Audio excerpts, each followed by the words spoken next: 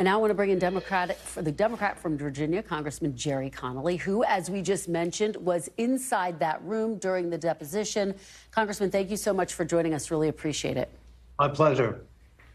So take us inside the room. What were the key takeaways from you? Did Republicans get any closer to proving their case, to making the case that there was some link between Hunter Biden and his father? None at all.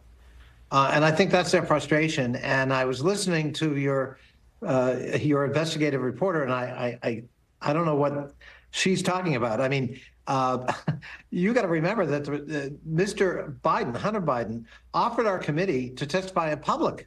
They didn't want that. They were afraid of it. And that's why we had today's deposition. And it's not that Hunter Biden was afraid of a contempt citation. It was the fact that Republicans were afraid of allowing him to testify in open session for fear that he would be as effective in the public eye as he was behind closed doors this morning. Secondly, Sarah indicated that there's going to be the shift and we're going to focus on the value of the FBI human intel program.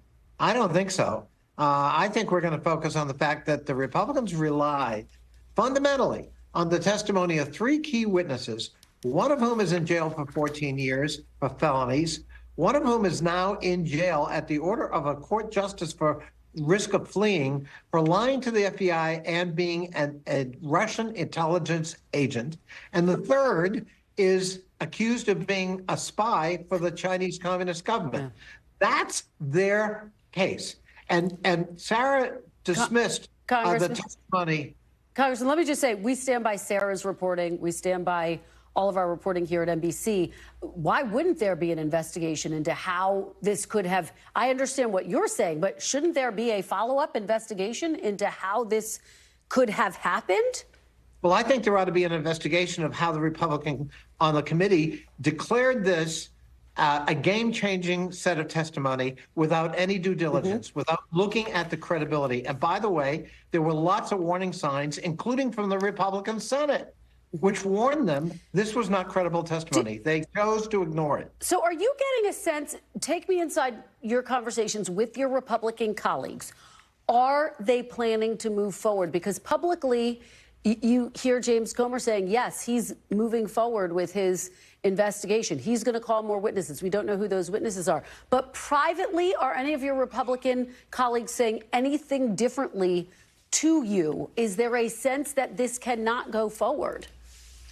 There are Republicans who want to give up this quest as quickly as possible because they believe it's further eroding their credibility in an already threatened majority. And that, frankly, there's no there, and everybody knows that. And it's just going to make them at some point look silly and shrill. The ideologues, of course, want to pursue it. And so you've got that kind of dichotomy in the Republican caucus. But at the end of the day, I mean, from a political point of view, go ahead and have a public hearing. We welcome it.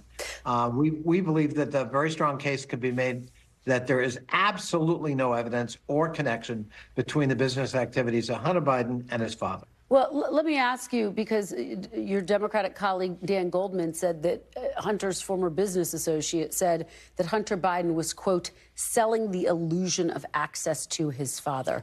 Do any of the actions by the president or his family deserve some oversight, given that?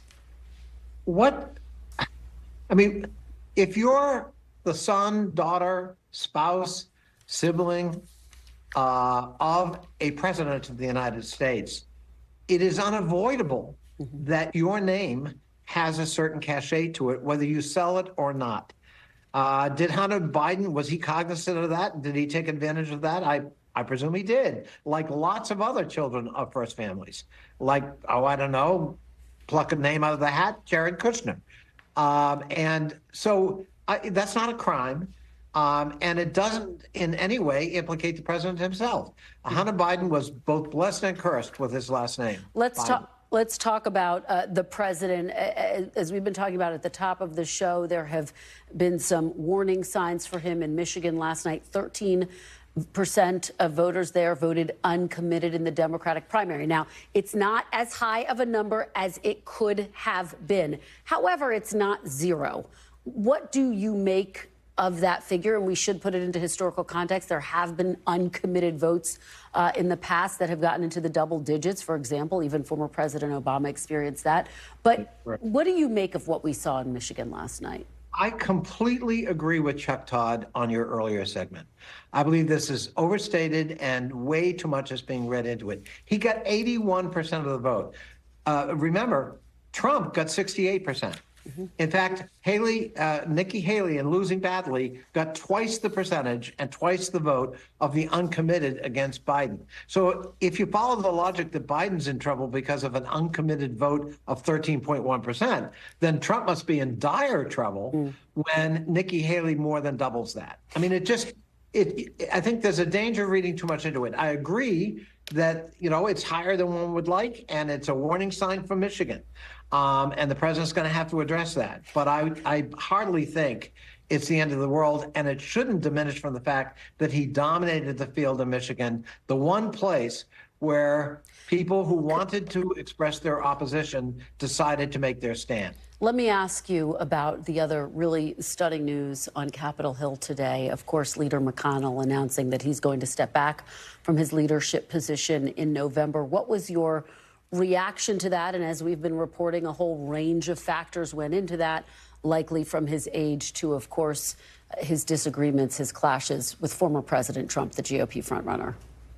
You can be at top of the world one day and sort of at the bottom of the valley the next. I think Mitch McConnell has had a confluence of events happen in his life, political and personal, in terms of health issues, in terms of his relationship with Trump, in terms of growing unease within his own caucus in the Senate. And all of those came together, I think, to persuade him that at his age, he's done his thing. He's in the history books as the longest serving leader of the Republican side of the aisle in the Senate, and it's time to hand the torch to somebody else. I think it's a prudent decision, and I'm not entirely surprised given the events of the last year. Okay. Congressman Gerry Connolly, thank you so much for your perspective today. We really appreciate it. My pleasure. Thanks for watching. Stay updated about breaking news and top stories on the NBC News app or follow us on social media.